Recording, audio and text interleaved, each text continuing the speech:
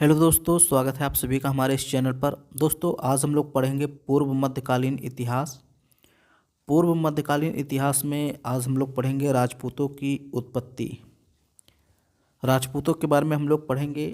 राजपूत काल 8वीं शताब्दी से लेकर 12वीं शताब्दी तक माना जाता है। कहीं कहीं 7वीं शताब्दी भी लिखा होता है। ठीक है, तो लगभग 750 यानी 8वीं शताब्दी से लेकर और 12वीं शताब्दी तक राजपूत काल माना जाता है। तो हम लोग देखेंगे राजपूत कौन थे, इनकी उत्पत्ति कैसे हुई, क्या ये क्षत्रिय ही थे या कहीं अलग से आए, विदेशी थे या देशी थे। बहुत सारे सिद्धांत इनकी उत्पत्ति से संबंधित बताए गए हैं। उन सारे सिद्धांतों को पढ़ेंगे और फिर एक एक करके हम राजपूतों के राजवंश के बारे में पढ़ेंगे। तो कुछ मत देसी हैं, कुछ विदेशी हैं, यानी कुछ ऐसे इतिहासकार हैं जिन्होंने बताया कि ये राजपूत विदेशी हैं यानी बाहर से आए हैं। कुछ ऐसे इतिहासकार हैं जिन्होंने बताया कि ये देश से ही हैं यानी हमारे देश से ही हैं, देशी हैं। राजपूत शब्द जो है ये संस्कृत के राजपुत्र का विकृत रूप है, यानी जो राजपुत्र होता है उसी का एक बिगड़ा हुआ रूप है राजपूत। तो ये चीज़ पहले से ही जान लीजिए। अब हम बात करते हैं। देखिए, ये बीए स्मिथ हैं। ये कहते हैं कि हर्ष की मृत्यु यानी हर्षवर्धन की मृत्यु के बाद तुर्कों के आधिपत्य तक राजपूत इतने प्रभावशाली हो गए कि 7वीं शताब्दी यानी 647 से लेकर के 12वीं शताब्दी तक के काल को राजपूत काल कहा जाता है। तो वही चीज़ मैंने आपको बताया कि कहीं कहीं 7वीं शताब्दी लिखा होता है, कहीं कहीं 8वीं शताब्दी से और 12वीं शताब्दी के बीच का जो काल है इसको राजपूत काल माना गया।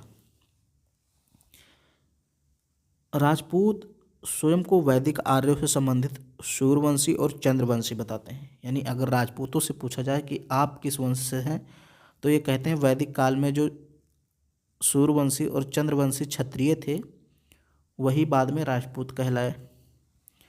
कहीं कहीं ये भी मिलता है कि जो प्रतिहार राजपूत हैं, गुर्जर प्रतिहार, ये राम के छोटे भाई लक्ष्मण की संतान है और ये भी सूर्यवंशी हैं।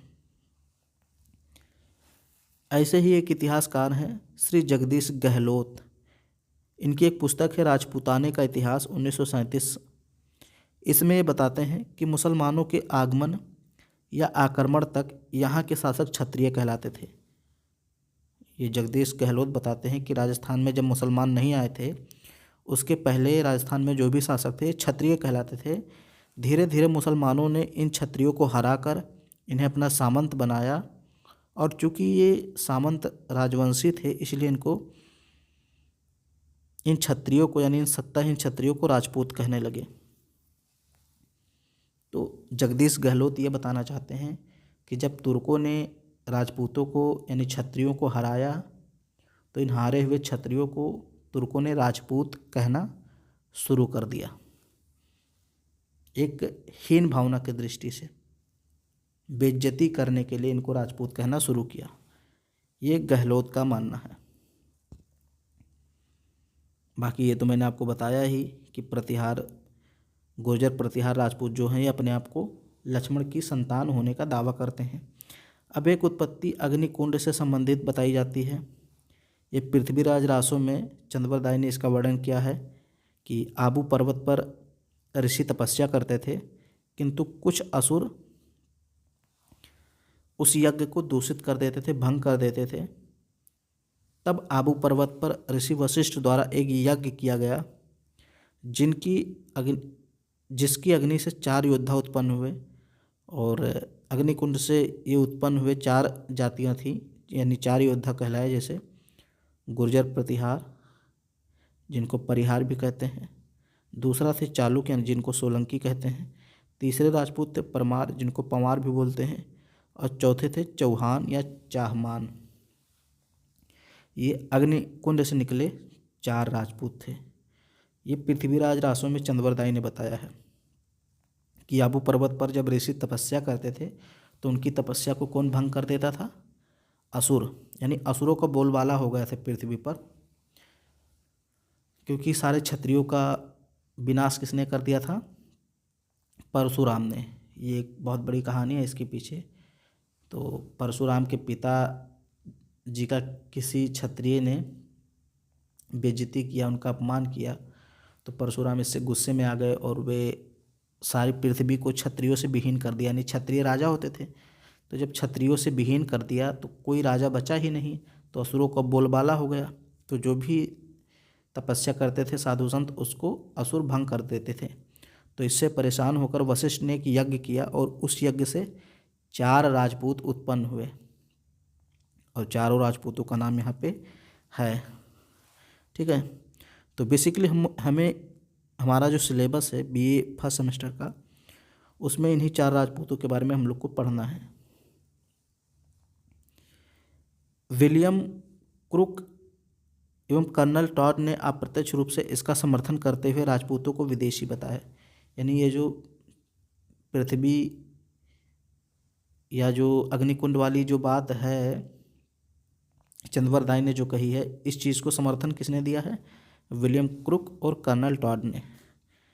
कर्नल टॉड ने इस मत को समर्थन देते हुए कहा कि विदेशी जातियाँ शक, कुषाण, यूनानी, सीथियन, हूण आदि को अग्नि संस्कार द्वारा शुद्ध करके उन्हें भारतीय समाज में शामिल कर लिया गया, वही लोग राजपूत कहलाए।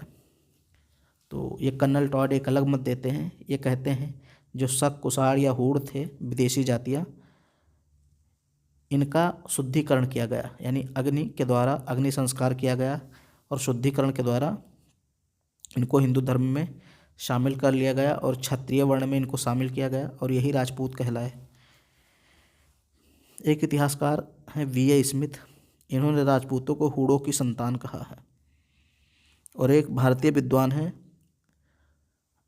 डॉक्टर भंडारकर, इन्होंने चारों अग्निवंशी यानी परमार, प्रतिहार और चालुक्य चौहान को विदेशी सिद्ध करने का प्रयास किया है।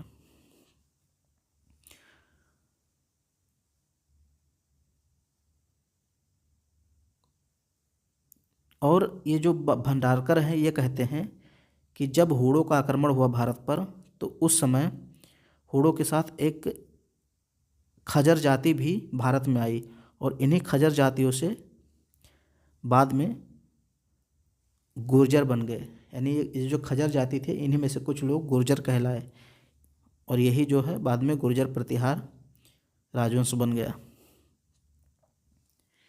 डॉक्टर गौरीशंकर हीराचंद्र ओझा, इनका एक पुस्तक है राजपूताने का प्राचीन इतिहास 1925। इनके अनुसार वैदिक क्षत्रिय ही उनके जो संतान थे वो राजपूत कहलाए। ये डॉक्टर गौरीशंकर हीराचंद्र ओझा कहते हैं, ये देसी मत देते हैं, और ये कहते हैं जो वैदिक काल में जो क्षत्रिय थे उन्हीं की संतानें राजपूत कहलाई। सीएम वैद्य ने भी ओझा का समर्थन करते हुए राजपूतों को वैदिक क्षत्रियों की संतान कहा है। मनुस्मृति में भी राजपूतों को ब्रह्म की संतान बताया गया है। ऋग्वेद के 10वें मंडल में पुरुष सूक्त में राजपूतों यानी क्षत्रियों को ब्रह्मा की भुजाओं से उत्पन्न बताया गया है।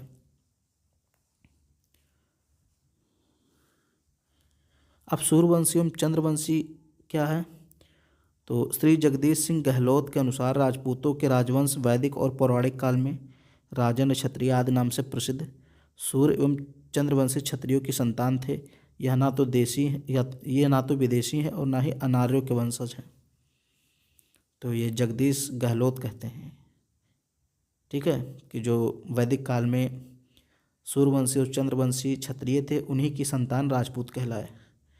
डॉक्टर दशरथ शर्मा ने अपनी पुस्तक राजस्थान थ्रू द एजेस में राजपूतों को सूर्यवंशी और चंद्रवंशी कहा है और आर्यों की संतान कहा है, भारत का मूल निवासी माना है। अग्नि पुराण के अनुसार चंद्रवंशी कृष्ण और अर्जुन, सूर्यवंशी राम और लवकुश के वंशज ही राजपूत कहलाए। ठीक है, तो चंद्रवंशी कौन कौन थे? कृष्ण और अर्जुन, इनके वंशी यानी इनसे जो उत्पन्न हुए, इनके जो वंशज थे वो चंद्रवंशी राजपूत कहलाए, और राम और लवकुश के जो वंशज थे वो सूर्यवंशी कहलाए। तो ये जो है ये राजपूतों की उत्पत्ति से संबंधित कुछ देशी विदेशी और विभिन्न सिद्धांत थे। तो कुछ विदेशी यूरोपीय इतिहासकार ये सिद्ध करने का प्रयास करते हैं कि शक, कुषाण, हूण भारत में आए और उन्होंने यहाँ की सभ्यता संस्कृति परंपरा को अपना लिया, यहाँ शादियाँ की, विवाह किया, बच्चे पैदा किए और धीरे धीरे उन्हीं का शुद्धिकरण करके अग्नि संस्कार करके उनको क्षत्रिय का दर्जा दे दिएगा, वही राजपूत कहलाए। ये यूरोपीय इतिहासकार कहते हैं, जबकि कुछ विदेशी इतिहासकार ऐसा कहते हैं। लेकिन अगर देसी इतिहासकारों की बात करें, जैसे ओझा हो गए, हीराचंद्र ओझा, तो उनका ये मानना है कि जो प्राचीन वैदिक काल में जो आर्य थे या जो क्षत्रिय थे वही राजपूत कहलाए और ये देसी थे, मूल निवासी थे। तो ये राजपूतों से संबंधित कुछ चीज़ें हो गई या उनकी उत्पत्ति से संबंधित कुछ इम्पोर्टेंट चीज़ें हो गई। अब आगे की वीडियो में हम लोग राजपूतों के बारे में पढ़ना शुरू करेंगे। सबसे पहले हम लोग पढ़ेंगे गुर्जर प्रतिहार राजवंश के बारे में। तो वीडियो पसंद आए तो उसको लाइक शेयर सब्सक्राइब जरूर करें।